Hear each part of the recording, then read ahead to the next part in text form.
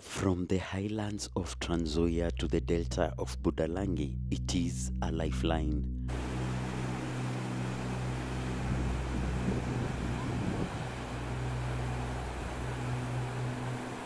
But to those who live on its banks, the river Nzoia is a sleeping beast. It is a taker of souls.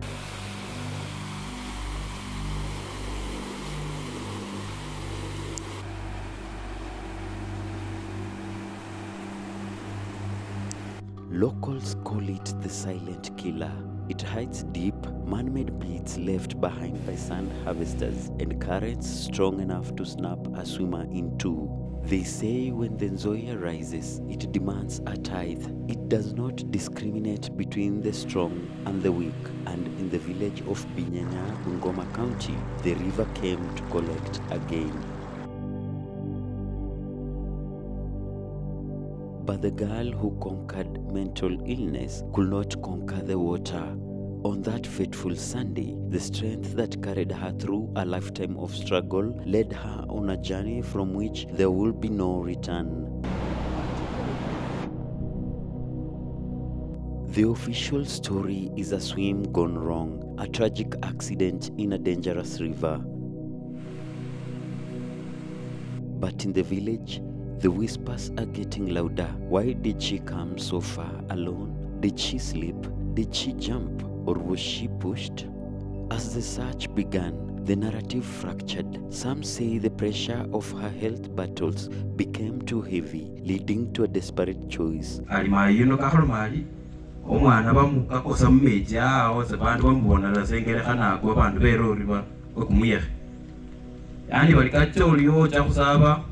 Luju no lwechuli dibale je bali boneka semali boneka sabu ngotiti na bakaje ngakaswala mundu wao na abamyo na kwa meji ngom nono kapamba na kameji kanenge kwa amana anu nende ngamu amwalo mukisia nono kakwira mwa kakwira mukumkongo kanga kumangana kameji kano bali bandu banenge bayelese bambona ngasana kepangusi za mumoniana na haja nono sikiyaba waliba bali yaba Jumapili bandu barusya kumuyekhe babecha khona chitairi yao sebabayeta babachile mukanisa nono byana bebayo byakhilwenge bimuko bandu berori abo manyilesa bandu bamatai nono liwanya baramba bali aba uyino asoka umundu house na babacha na banono ngekwa bayelese baryo na bali pidi lundu usunke khulwe kwanja ukenda sa khuluchi uyimao mukasa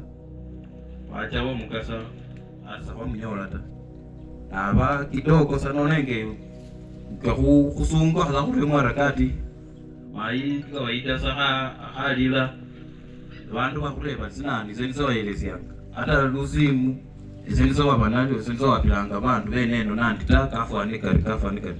Others point to bruises and the position of her clothes, whispering of foul play. Watu wengine sio upendo wao vitu kusumbua, ni upendo pia wa wachawi. Sasa nataka nikuambie kama wewe ni mchawi, galau wachawi sijawaona, lakini najua wachawi wako. Lora kama frate mupiki piki, unywezi echu pandara, kupasi viriji na mura kula mlicheo. The police are calling it a drowning. The village calls it a mystery, and for the family, the week that followed was a torture of not knowing if their daughter was taken by the water or by something else. 7 days. That is how long the river kept it a secret. While the police filed reports, it was the sand harvesters, men who know the moods of this water better than anyone, who refused to give up. Several kilometers downstream, the Nzoia finally released her. Majina yangu naitwa Wanjala Meshak Hakina. Natoka area ya Ivona, Mautuma Ivona Central. Na hii area yenye tukomo iko jirani yangu inaitwa Munyenya. Na sisi ni wakaaji wa hii mtoni River Nzoia kwa muda mrefu sana. For more than 40 years tumekaa hapa mtoni tukifanya biashara tofauti kama vile sand harvesting, kutoa mchanga jinsi mwenzangu akapa kwa maji anatoa, anapata pato lake la siku.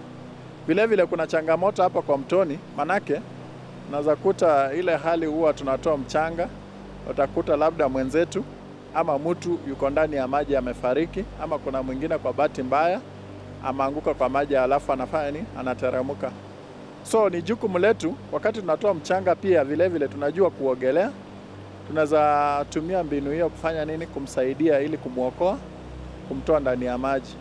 Tukimpata kama angali anapumua, kuna first aid tunajua pia, najaribu kumfinya tumbo, alafu afanya nini? Atapika hiyo maji, alafu arudishe fahamu zake. Na kwa wale wenye wamefariki, sometimes tuna seek advice, napiga simu na ripoti kwa polisi.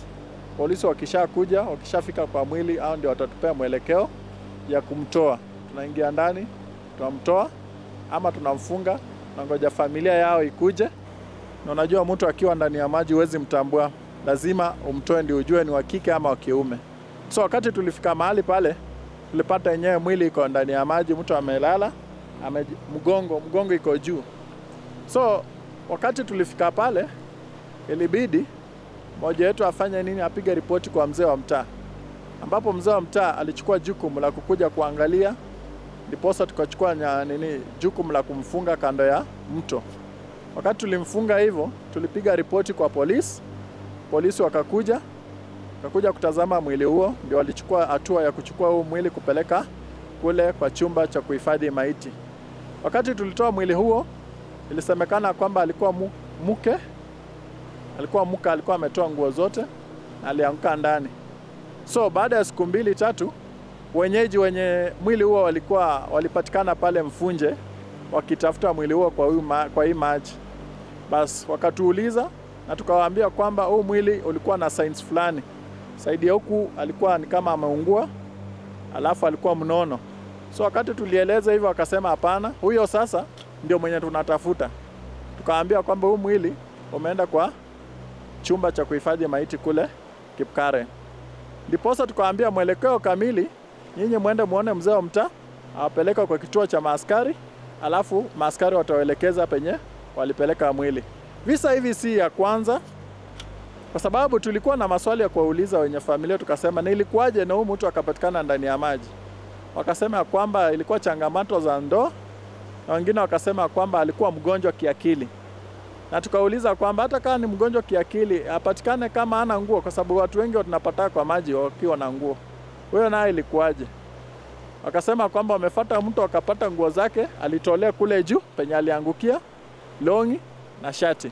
So inamaanisha kwamba kulikuwa na changamoto ya ndoa na akaona ajitie kitanzi. So ni mara mingi huwa tuna experience karibu kila mwaka na experience ya kwamba watu wanaanguka hapa mtoni. Vile vile unaweza kuta kwamba ng'ombe ya mtu inapita na maji kaa imejaa, sababu kuna watu wanachungaga kwa forest pale na ng'ombe zimezoea kucross kwa maji. So maji ikiwa mingi inazishinda, nakuta kwamba zimeenda na maji. So hapo sisi tunasemanga kwamba at risk. Ile yenye unaweza okoa sawa, yenye huwezi okoa unaachana na. Kwa sababu ni sawa na nyumba kama inaungua. Wanasema kwamba mama na mtoto na mke wako wakiungua ndani ya nyumba, huwezi okoa ule mwenye unapenda. Ule wa kwanza mwenye utafikia ndio utafanya nini? Utamuokoa. So vile vile hapo kwa mtoni mwenye unaweza okoa ndio utaokoa. Hatuko trained, walikuwa wanahitajika divers waende training, but ripoti kutoka kwa ofisi ikuje ifikie wazee wa mtaa ndio ifikie sisi ndio tuende, hapo ndio ngumu, tunapatanga ugumu. Kwa hivyo labda kupitia kwa shirika kama hili tunaweza pata mwelekeo na mtu akuja atu-consult ndio tupate training. But sisi wenyewe kuogelea tunajua kuogelea, tunajua kuguide mtu akiwa kwa maji hivyo hivyo. Tunatamani sana tusapotiwe, kwa sababu nikirudi hapo nyuma sana, ile Mfunje yenye mmepitia pale yenye kivukio kiko pale inaitwa Mfunje. Sisi ndio tulisababisha hiyo Mfunje kufanya nini? Kupatikana mahali pale. Kwa sababu gani? Tumekuwa tukivukisha watu kupitia hii tube ya tractor. Tunajaza pressure ndani, watu tunavuka wanaenda soko kule Tongareni, wengine wanakuja huku initially kabla hiyo Mfunje ikuje. So wakati tulipata consultation ya wazungu, walikuja wakasema kwamba there is a need ya bridge kukua hapa hivi. Na the only promise yenye walitupromise walikuwa wamesema kwamba wakaaji wa hapa wenye wanafanyanga hii kazi tutawapea first opportunity ya kufanya kazi katika NGO kwa hii idara.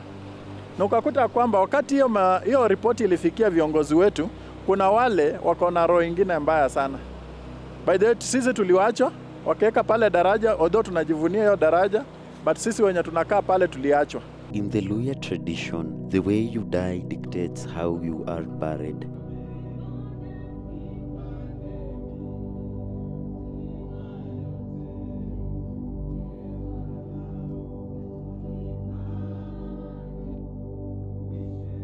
Because of the shadows surrounding her death, the whispers of suicide and the tragic nature of drowning, custom dictated a different path. Gilda's coffin was not brought through the front, nor was it placed in the living room for the standard viewing. Instead, accordance with the elders' instructions to ward off bad omens, her body was taken to the back of the house. Sauti ya mwana wa Mungu, nao watatoka na kusimama mbele yake kupokea thawabu kwa matendo ambayo. It is a final somber ritual, a way to protect the home, even as they say goodbye to the daughter who grew up in it. They remember her smile first. Born on September 20th, 1996, Gilda Nafula Mabele was a young woman who defied odds from the very beginning. For years, she battled cerebral malaria, a punishing condition that would have broken many. Yet those who knew her best describe a spirit that refused to be tethered by illness. She was resilient, she was joyful, she was a fighter.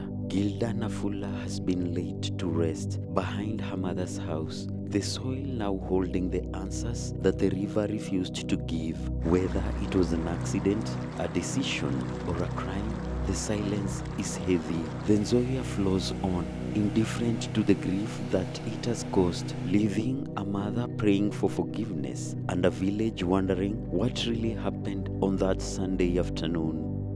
After one whole week of a traumatizing search, this is the place where Gilda's body was found after being carried by the strong currents of River Nzoia. She is not the first person to be swallowed by these waters, and sadly enough, she might not be the last. For AOG Media, I am Kennedy Nalianya.